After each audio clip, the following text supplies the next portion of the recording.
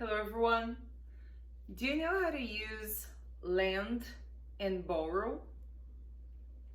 Let's see. Don't forget to subscribe to my channel, turn on the notifications and like this video. Let's go.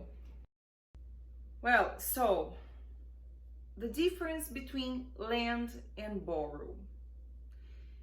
You lend something to someone. So I've got Antony and Cleopatra here from William Shakespeare. So if you want to read this book, I can lend it to you. So it's like substitute lend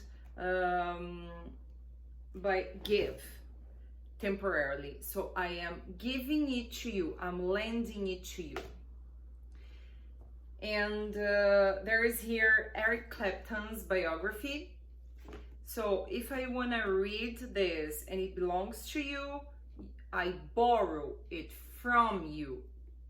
So it's like substitute, borrow by take. I take it from you temporarily. So you lend something to somebody and you borrow something from somebody.